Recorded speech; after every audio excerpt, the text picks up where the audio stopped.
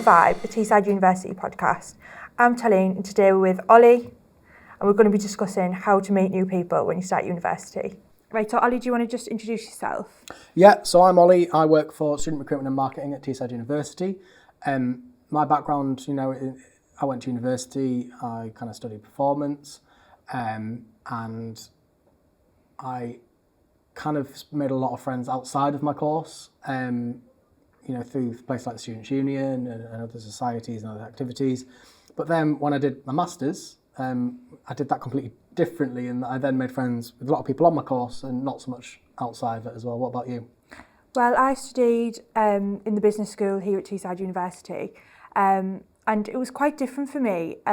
So I commuted from home because I lived in the Middlesbrough region, and most of my friends I'd either known from college. I think that's quite common if you are a commuter student. You might already have like a group of friends, but I did make quite a lot of friends outside of my course, so stuff like part-time jobs and stuff helped me.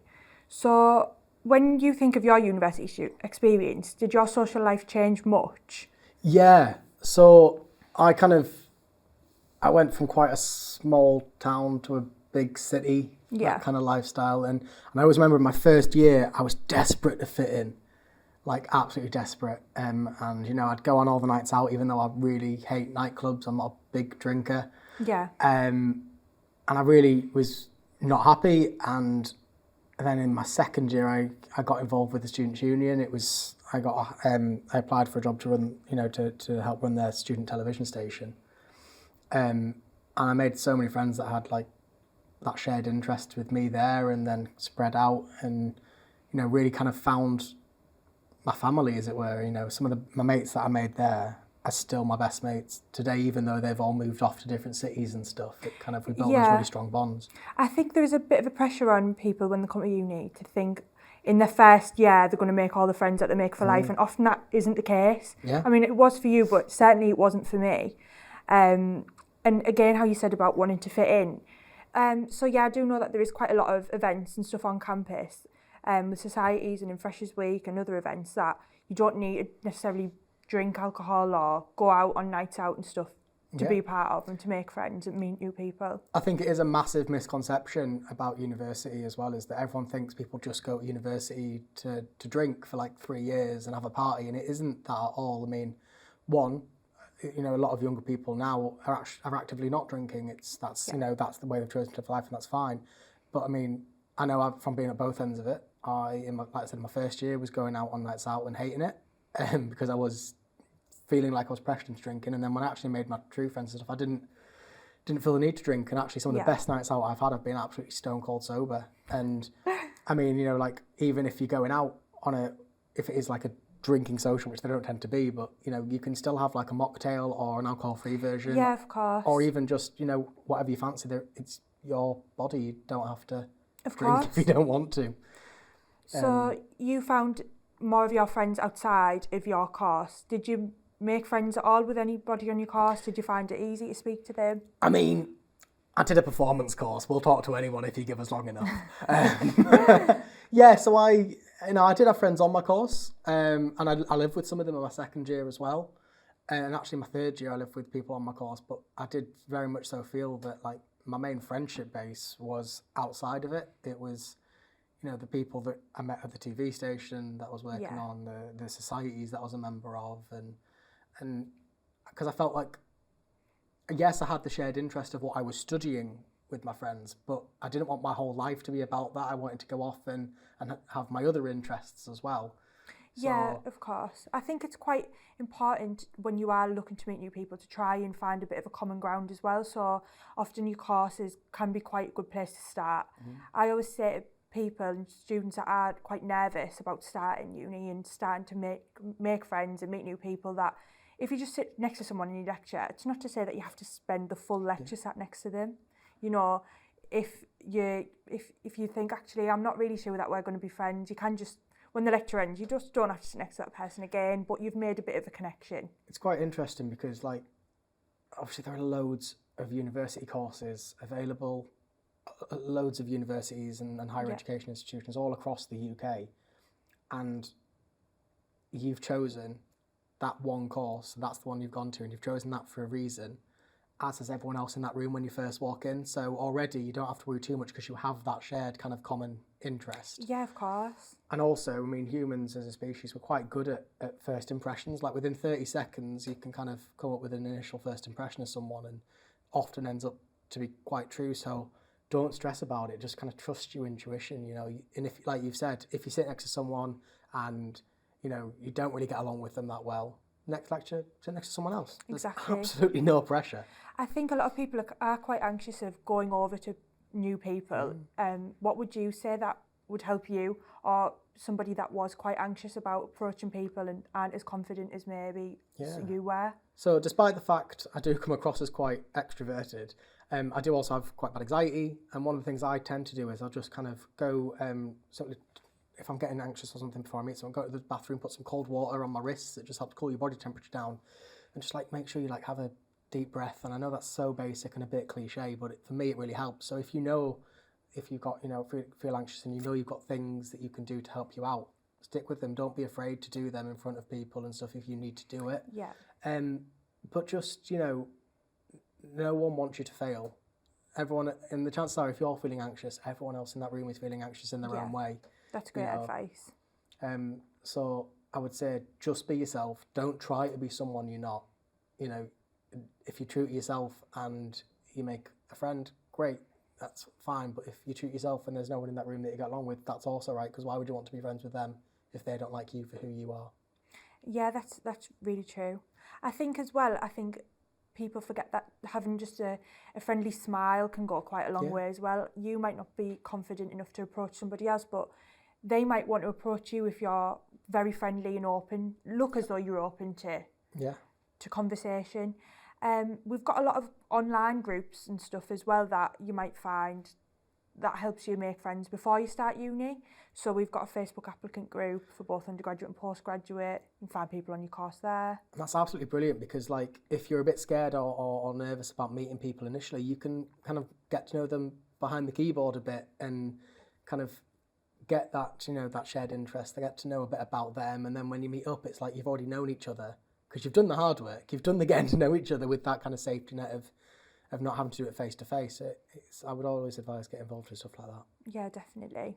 So, and students' first week at uni, it's typically freshers. I know that there's a lot of society stuff that you can get involved with. Do you want to talk on your experience? Yeah, so there's things like freshers' fairs and stuff that tend to happen in like the first week or two of university, and a lot of societies will offer like a free trial, you know, for you to be able to go to, so you can like have a taster session before you commit to going for the full year and stuff. And my advice would be to go to as many of those as you kind of want. Don't be scared off, and also go again in your second year, because there'll be different societies, or you know, you might want to start your own society, for example, and try a few of them out, but then decide on which ones you really actively do enjoy. Don't keep going to them if you really having to force yourself to go.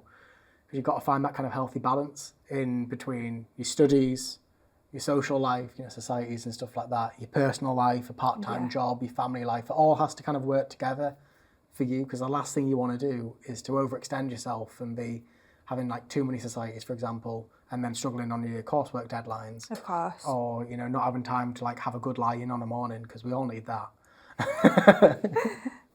No, I totally agree. I think that's brilliant advice. I think as well, alongside like the students' union societies, going to something that you might not be, that you might think is a bit more of a niche interest. You can typically make quite a lot of friends through that. We've got a big esports community, and there's a lot of people that are interested in that, and you might be surprised at the types of people that are joining societies as well. I never joined societies, but I wish it was something that I did at uni.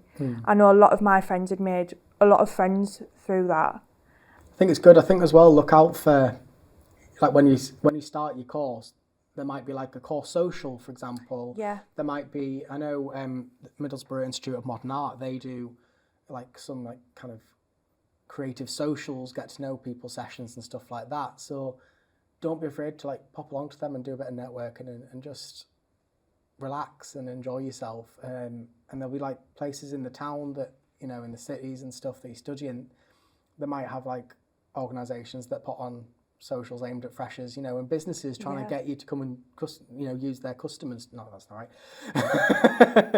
And businesses, trying to get you to kind of come along and spend your money there, but at the same time, it's a chance for you to kind of get to know the area that you're studying in as well. So did you stay on campus much to study when you were a student, or did you typically do that at home? Because I know a lot of people find it easier to make new connections and find people that they might not have found on the course or through events by studying on campus. So, don't do this. I was an all-nighter bee. I like to be in the library all night, which isn't great, but me and my friends from my course, we'd work on deadlines together in the library, and we'd kind of have second proofs and stuff like that. I'm dyslexic, so that helped me, just making sure people were spelling, I was spelling things right. But at the same time, I did have friends that would only work in their rooms. Yeah. And that was their kind of, that I need to be alone, I need to work on this, and that's what I'm going to do. I used to do the night shifts quite a lot as well, because my mum would be on night shift at work, and I'd be just messaging her on Facebook, both awake at 4 a.m. But yeah, so I did a bit of a mixture, if I'm honest, but I think there's nothing wrong with having a good old study group. Yeah. Having your friends there, that you can work alongside, even if you're on different courses. Yeah, it's quite nice. And again, I was polar opposite, so I would always study in uni time, so typically like your 9 to 5 day, if you like. And I made quite a few new friends through studying at the library. Like, I'd find people from different courses in different years, and after so many times of seeing someone, and you smile and they smile back, and you go and grab a coffee and stuff, and you have a little chat. It's a really nice kind of natural way to broaden your circle of friends. It is amazing how many friends you actually get in the long run just from those kind of small interactions, like, oh, do you know where the printer is? Exactly. Do you know where the nearest vending machine is? Or I've got a £5, you've got any coins I can change, or whatever. You do end up, like, those interactions build up, don't they? Of course. And it's worth looking at jobs on campus as well. So student ambassador roles are great for meeting new students, for doing work with other students on different courses to you. Other part-time jobs in the library that your university, I know this university has, but they're all worth checking out as well. Absolutely, and good employers as well. Like, I'm always a firm believer that if when you're a student you can get a part-time job actually with the university, that's ideal, because your employability, your employment should come kind of second to your studying. So you need to make sure that you've got an employer that understands that your studying is your priority, and if the university aren't accepting that, then no one's going to accept that. So did you move away then for your first? So when I did my undergraduate degree, I moved out from home. I lived in halls in my first year, which I would kind of recommend if possible, because you get into flats and you get to know people there, and if you've got a partner, if you've got a boyfriend or a girlfriend, and you think, I'm going to live with them in my first year, don't. Have separate flats. Get your friends, and then go around to theirs when you need to escape and stuff would be advice. But I lived in student halls, and then my second year, me and some course mates found a house, and we moved in there. And then in my third year, me and some other course mates, well, they'd actually already got a house and asked if I'd be interested in moving in, so I did. And then obviously it was a bit different when I did my masters. So my masters I commuted. Yes. And I stayed in a hotel overnight because it worked out cheaper than moving. And so in your first week in Freshers, did you keep your door open quite a lot to meet new people? Because I know that is something that people do recommend. Yeah, so me and my housemates, we had a pretty great rapport, really. We made sure we would go to a few events together. So we all went along to the Freshers Fair, for example. Yeah. We all, on the first Sunday, we cooked a full Sunday dinner. And I always remember that was really nice because it felt like home. Because that's by the point you're starting to feel a bit homesick. Yes. We had film nights and stuff. They tried to make me watch some terrible shows like Love Island. So it was just a really nice environment because we got to know each other a little bit before we moved in. So it was, right, okay. It was nice. So was that in your halls then? You knew them before? Oh, so you had As quite in, we an chatted advantage. on social media, on the groups. Oh, brilliant. Found each other and stuff. So yeah. Oh, that's really good. That's quite comforting to know who you're kind of going to be sharing a space with before Absolutely. You get there. And it also means you can kind of say, right, well, I'll bring some pans, I'll bring some plates and stuff, and then you don't end up with all of it multiple Oh, that's times. lovely. I know as a commuter student, a lot of people on my course, well, it was probably a good split of people who did live in halls and did commute as well, but there was some people that lived quite close by to each other. They would like car share, so I think in the first week quite a few people had like found somebody else who was also near them, and that helps that build that relationship. Absolutely. So Ollie, do you have any final tips for somebody that might be starting uni this year or might already be in the first or the second year and haven't found any good connections with anyone? So my advice would always be yourself. You know, don't try with someone you're not. Even if you're like really struggling making friends, trust the process. Be yourself, because again, why would you want anybody to like you if you're not being yourself? You want them to like you for who you are, and that's going to form a real bond, like a real true friendship there. But also don't give up. Keep going, like to societies. Try push yourself out your comfort zone a little bit. You know, sit next to someone that you know in your lectures that you kind of feel maybe is in a similar situation, because you don't forget, if you're kind of struggling to make friends, then they might be as well. So you can kind of sit with them and talk and stuff. It is scary meeting new people, especially if it has taken a while. But be yourself. And also on the other side of that, if you do have friends, if you're sat there now and you're listening, you think, well, I've got friends, but I don't really feel like we are friends, and I feel like I could make other friends that are more suited to me. Don't be afraid to do that as well. You've got to sometimes take horrible leaps. I think it's good to not assume that just because people might appear to have a group of friends doesn't mean that they're not open to making other friends or having other connections outside their typical friendship group.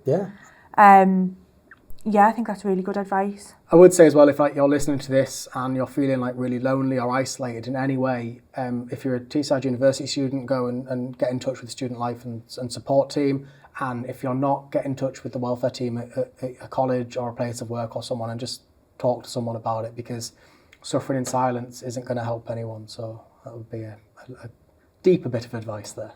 That's brilliant advice. Thank you, Ollie. Well, thank you for coming today. Thanks for having me. It's been great. So thank you for listening, and if you are interested in joining any societies, you can find out more at your Students' Union, and if you want to know any more information, you can visit our website or please get in touch.